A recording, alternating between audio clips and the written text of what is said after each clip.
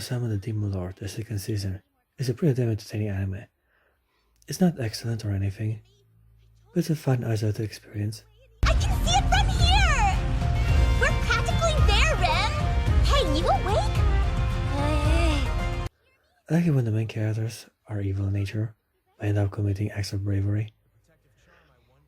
They are pretty much all shonen protagonists, if I think about it, but main characters in anime have demonic powers, or are themselves devils or other dangerous entities. I don't think that makes anime great, if I'm glad. Oh no! I'm frightened! Rescue me! Or do you want to do something? Diablo! Move out of the way! Anyhow, our demon lord Diablo is a random introvert who gets teleported to a virtual reality where he's overpowered and extremely attractive towards the ladies. Get drunk on that validation. Just another day in virtual paradise. It's been some time since Rem and Shira summoned me into this game. He gets quite a harem along his journey. Therefore the series cannot keep up with all the estrogen and many of the girls are left behind or made episodic characters. You have no idea what this... Guess who doesn't have any more cookies? If you guessed your favorite demon lord, then you're right. Because the main characters say anime has matured, as now most shonen anime have older protagonists than before. It happened in 2015, once One Punch Man came out, and proved you can have a hero in his 20s be the main character and still create a semi-shonen story, disguised cleverly as a seinen. Ever since that year, anime has incorporated more and more older protagonists, and I say it was about time, since the main demographic of the industry are millennials, and as of now, they're all above 20s and beyond. I like how anime was forced to adapt with a maturing audience, and still find clever ways to present shonen in a more mature way, by having older protagonists and more complex ideas alongside the darker story. My objective today is to find the genius who used that spell. That's me! It was you! He knows that, dummy. Such a concept like the harem genre work better with an older main character. We need a man to enjoy the girls around him. I don't hate it. Tell her! I'm right! Rim's wrong! You can't sunbathe with your clothes on! It defeats the entire purpose! The insecure teenage boy was good enough, I guess, and certain individuals have proven more than worthy, even in their teens, like Issei Hyoda or Basara from Testament Sister New Devil. But now it's time to get some real men on the action. And now I'm being stabbed with the tiniest, angriest nubs! I was kind of upset because I was in my high school life, and then I got into anime, and found out how a 15-year-old can travel the world, fight professional warriors, become the strongest man alive, get a harem of hot girls with huge boobs, and have a six-pack while doing all this. I'll find the one with that power eventually. She's talking about me! That was so pointed! She knows! Game over, man! Game over! I used to think I have to wait until my late 20s to be an action hero and start a trilogy of movies.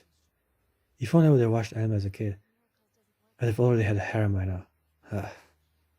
Man, I wasted my teenager life.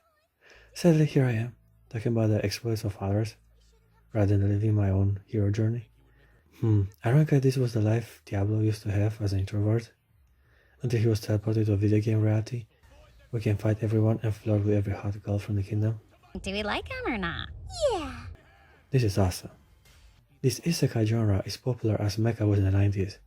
Back then children wanted to be huge robots, to crush adults.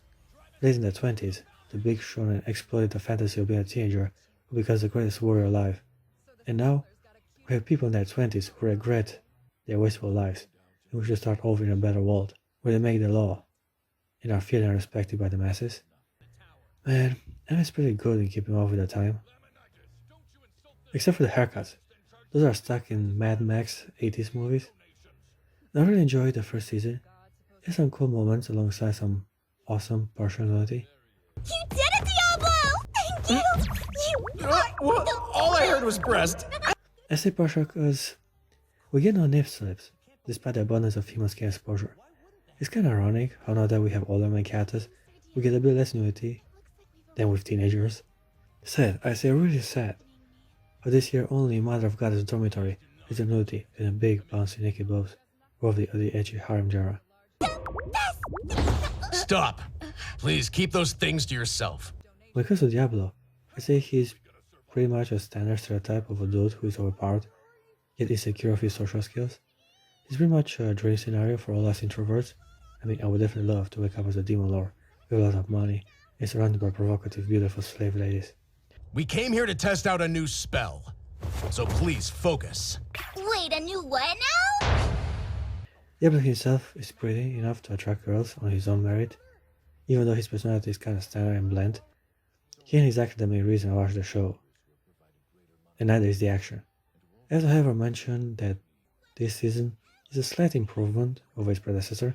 When it comes to story, I say this one has a bit more stakes in the matter. It does try to make things a bit more diverse, while also keep a main narrative with the church lady. Her name is Lumakina, and she's the head priest of this weird interpretation of a church. Lumakina, dear. Why would the highest-ranking member of the church end up being targeted by a paladin? Man, if the Pope would be a hot young woman with tits and succulent ties like that, I'd have been a devoted Catholic ever since I hit puberty. She's clueless and naive, while also devoted to her creed and convinced Diablo is the representation of God. Then for now, may I please call you Sir Diablo? I mean, yeah, that would be pretty sweet. Well, if that means he can do what he wants to her body, I say she can think whatever she wants of him. Said that Diablo is more of a gentleman and does not exploit the situation, maybe because he already has a harem to satisfy his needs, so a prudish religious girl would be too much trouble. Anyhow. Don't you dare get an attitude with us, little Miss Naked in a Cape Girl! You need to respect the pecking order and line! What I like about the action, in comparison with the previous season, is that now Diablo is actually trying his best to survive his encounters. No longer is he overpowered and untouched by enemy attacks. Now he has to be clever and even exploit the system to get upper hand in certain uneven engagements. Certain monsters are too much for his magic, and he actually needs some support to save his life and to one of his followers. Check it out! This angel shot really works! Great job. Way to go, Shira. I love how the chick in charge of sexually torturing the woman has such a slutty face and body. Love this pious princess look. This won't hurt, I promise. I can really evidenciate how much your archetype can influence your role within a story. Too bad she gets turned to stone. Wish we could have played with her body a bit longer. Wish is my ultimate pleasure, master. At least you got me a cute one this time. As I was saying, Diablo has to be smart and use his magic carefully, since he can also encounter long-range enemies or swordsmen who can outmaneuver him. This challenge made him a bit more relatable, as he's an individual who struggles for his victories rather than just getting everything with a swing of his arm. Also like when he gets to visit his dungeon, and we get the musical, he becomes the producer and trains the soul out of the gods from his party. Are you changing careers? Right. 2, 1, 2. Step, jump, step, kick. That dance was cute as well. I like the little moments of fun and goodwill. It shows how much care and creativity went into making this series. It's just a bit more colorful and engaging than the non-stop brainless fighting.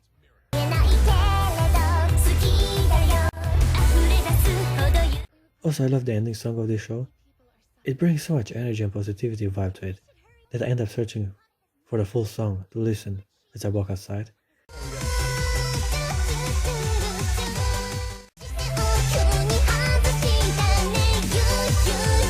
It's really amazing how much a good soundtrack can elevate an anime from mediocrity to a memorable adventure. Also, let's not forget the main reason I watched the show to begin with: the girls. It must be the heat. Whatever. I was just hot. You're trying to advertise. Don't worry. We'll help you clear this dungeon. We get both the cat girls and the elf naked in the first minutes of the show, as they are sunbathing, and it's a welcome, much appreciated sight for my eyes. You don't always have to strip. Elves are such pervs. Not true. No one sunbathes with their clothes on. It's nice to get right to the business and see the whole package before I get used seeing them wearing that annoying fabric on their skin. Girls are made beautiful by God. No need to hide their bodies. When they have such nice titties and small feminine figure. Between Rem and Sarah, I choose the mean Sundari cat girl as my waifu. As much as I like blonde, pussy bimbos, I prefer slender brunettes, and the Rem attitude is a huge bonus to her cuteness. Here, keep mine. No one likes a hangry demon. Oh, right. Also, she gets a worthy outfit halfway in the season, which finally vindicates her body, the way it was meant to be presented. Grants physical defense, magic resistance, and speed. And that ring has the power to strengthen your summons. Yeah, sure. Speaking of bodies, Makina has an amazing rockstar figure, the going for religious good girl appeal.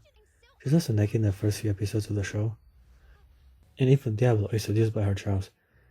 If only she could pray as she shakes her titties, it would be awesome. I hardly know what to say. I never imagined we'd be swapping clothing. Thank you. It is her journey we follow across the whole season, with various side quests in between to add more female fighters, and even a robot maid to the harem. I used to be the only one. I long for the days when you adored me and only me. Rose is the weird version of Virgo from Fairytale.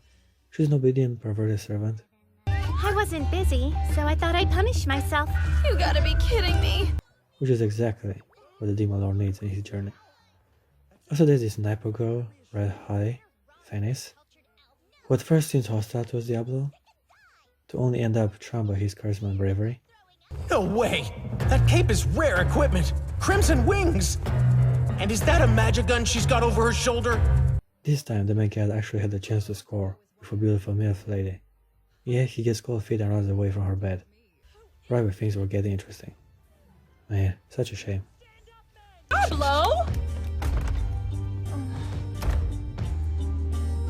I won't loosen my grip next time. I give How Not to Summon the Demon Lord Omega or the second season a 7 out of 10.